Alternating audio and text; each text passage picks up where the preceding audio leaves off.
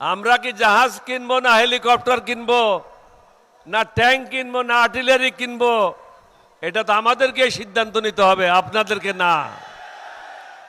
আপনাদের দাসী তো আপনাদের কাছে চলে গেছে, এখন তো দাসী এখানে নাই। আমরা আপনাদের দাসী না। যদি বাংলাদেশের সাথে সুসম্পর্ক করতে চান, কাঁটা তারের বেড়া উঠে নেন, পুশিন বন্ধ করেন। আর কখনো বলবেন না রংপুর দখল করে নেব। আপনারা যখনই বলবেন রংপুর দখল করব, আমরাও বলবো ক্যালকাটা দখল করব।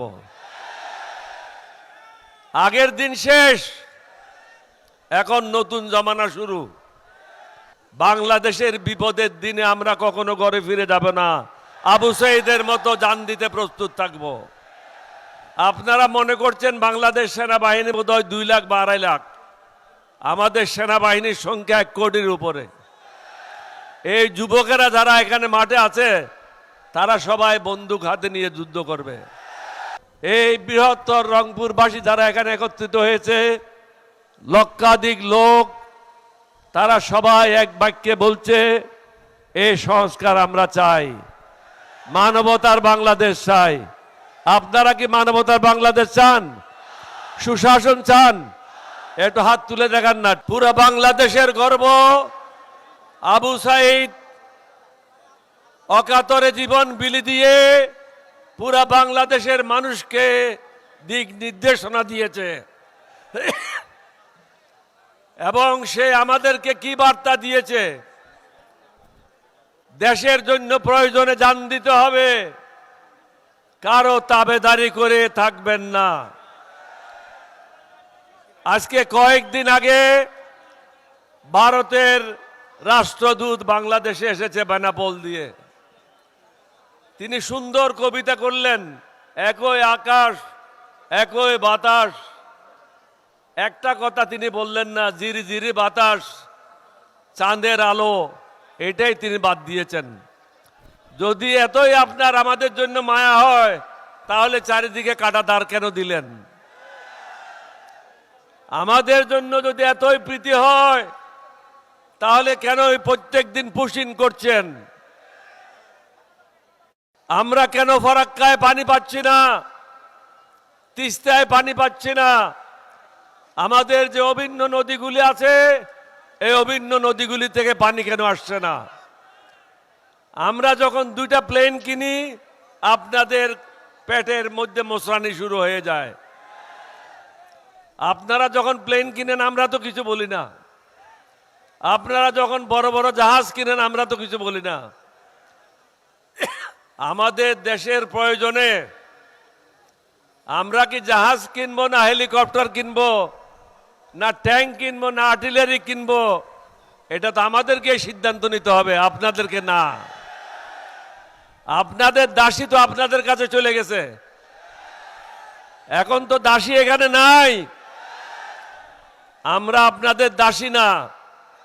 যদি বাংলাদেশের সাথে সুসম্পর্ক করতে চান, কাঁটা তারের বেড়া উঠে নেন, পুশিন বন্ধ করেন। আর কখনো বলবেন না রংপুর দখল করে নেব। আপনারা যখনই বলবেন রংপুর দখল করব, আমরাও বলবো ক্যালকাটা দখল করব। আগের দিন শেষ, এখন নতুন জমানা শুরু। এখন দাসীদের রাজত্ব নাই বাংলাদেশে। এই দাসীরা আর কখনো বাংলাদেশে শাসন করবে না। আজকে রংপুরবাসী কি মেসেজ দিচ্ছে পুরো বাংলাদেশকে?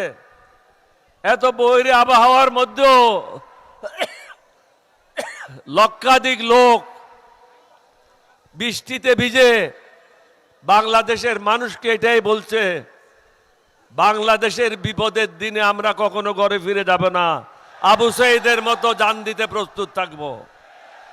আপনারা মনে করছেন বাংলাদেশ সেনাবাহিনী বোধহয় 2 লাখ বা 2.5 লাখ, আমাদের সেনাবাহিনীর সংখ্যা 1 কোটির উপরে। এই যুবকেরা যারা এখানে মাঠে আছে, তারা সবাই বন্দুক হাতে নিয়ে যুদ্ধ করবে। সুতরাং এইদিকে ক্যালকাটা হারাবেন, ওইদিকে হিমাচল হারাবেন, আর অন্যদিকে কাশ্মীর হারাবেন। সুতরাং এদিকে পা বাড়াইয়েন না। আপনাদের জন্য ভালো হবে বাংলাদেশের সাথে সুসম্পর্ক করেন। আমরা কখনো বলি নাই আপনাদের বিরুদ্ধে এটা করব, এটা করব, এটা করব। আমরা চাই আমরা সুন্দরভাবে আমাদের ঘরটা পরিচালনা করি, এখানে যেন কেউ দাদাগিরি না করে। এই জামাত ইসলাম যারা আজকে নেতৃত্ব দিচ্ছে, তারা তো 2001 সালে বেগম জিয়ার সাথে সরকারে ছিল। তাদের সময় কি আপনাদের বিরুদ্ধে কোনো কাজ করেছে? করে নাই। এখানে মঞ্চে যারা আছে প্রত্যেকের দল কোনো না কোনো সময় ঐক্য জোটের মাধ্যমে সরকারে ছিল। আমরা তো কখনো ভারতের বিরুদ্ধে কথা বলি নাই। আজকে কেন বলছি? কারণ আপনাদের ইউটিউবেরা, আপনাদের একজন সায়েন্টিস্ট সে কি বলল যে রংপুর কিনে নেব বা দখল করে নেব, যেন তোদের বাপের দেশ। হ্যাঁ, এটা কি ইয়ে পাইছো, মগের মুল্লুক পাইছো? আরে বেটা, আমরা যুদ্ধ করে স্বাধীন হয়েছি। হাসি তামাশা করো না, পরনে ধুতি থাকবে না। নিজের দেশ নিজে সামলাও, আমাদের দেশ আমাদেরকে সামলাইতে দাও। আমরা আজকে এখানে কেন একত্রিত হয়েছি? আমাদের মূল কারণটা কি?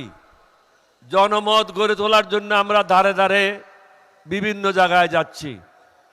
উদ্দেশ্যটা কি? আপনাদের ক্ষমতা আপনাদেরকে ফিরিয়ে দেওয়া।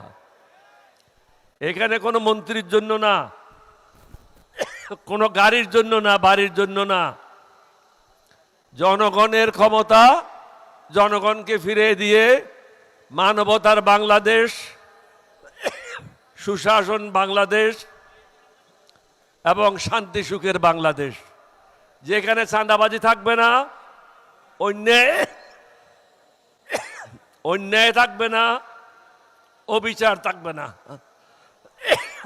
মানুষ সব নিজে কর্মকাণ্ড নিয়ে সুখে শান্তিতে বসবাস করবে। মাননীয় প্রধানমন্ত্রীকে বলবো, আপনিও এই রংপুরে বলে গিয়েছিলেন, জনগণকে আবেদন করেছিলেন তারা যেন বিএনপিকেও একটা ভোট দেয় এবং সংস্কারের জন্য একটা ভোট দেয়। এই কথাটা আপনি স্মরণ রাখেন।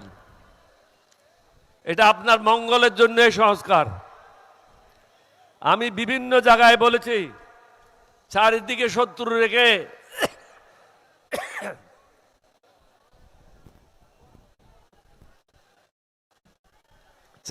শত্রু রেখে আপনি দেশ পরিচালনা করতে পারবেন না।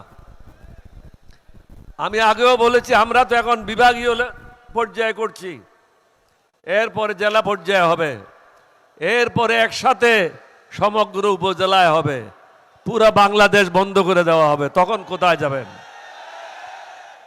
এই পরিস্থিতিতে আমাদেরকে যেতে দিয়েন না।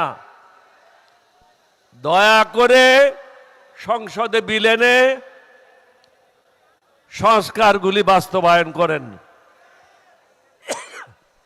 আমি খুলনার মিটিংয়েও বলেছি, একটা সংস্কার নিয়ে আপনার সমস্যা আছে। এই সংস্কারটা কি? কোন ব্যক্তি যদি প্রধানমন্ত্রী হয় তাহলে সে দলীয় প্রধান থাকতে পারবে না। এই বিষয়টা আপনি 11 দলীয় ঐক্য জোটের সাথে বসেন, বসে এটার মীমাংসা করেন আলাপ আলোচনার মাধ্যমে। অন্যগুলি সুশাসনের জন্য প্রয়োজন। বর্তমান নির্বাচন কমিশনার যদি থাকে, বর্তমান নির্বাচন কমিশনের সদস্যরা যদি থাকে, তাদের অধীনে স্থানীয় সরকার নির্বাচন কখনো সুষ্ঠু হবে না, এবং আমরা এটাতে হয়তো অংশগ্রহণ করবই না। আমরা কি চাই? একটা কমিটির মাধ্যমে সমস্ত জায়গায় পদায়ন করা হবে।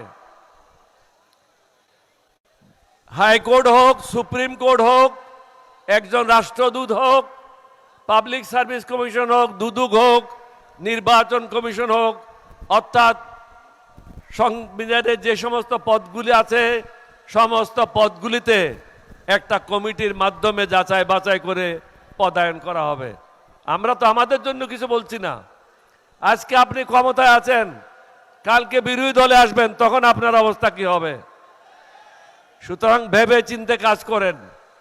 আমার অনুরোধ থাকবে, এই বৃহত্তর রংপুরবাসী যারা এখানে একত্রিত হয়েছে, লক্ষাধিক লোক, তারা সবাই এক বাক্যে বলছে এই সংস্কার আমরা চাই, মানবতার বাংলাদেশ চাই। আপনারা কি মানবতার বাংলাদেশ চান? সুশাসন চান? একটু হাত তুলে দেখান না, টেলিভিশনে একটু ফটোটা উঠাক, টেলিভিশনে ফটোটা উঠে তারেক রহমান দেখতে পারবে। মানুষ কি চায় তাকে দেখতে হবে। আপনাদের সবাইকে ধন্যবাদ। বাংলাদেশ জিন্দাবাদ। আসসালামু আলাইকুম ওয়া রাহমাতুল্লাহি ওয়া বারাকাতুহু।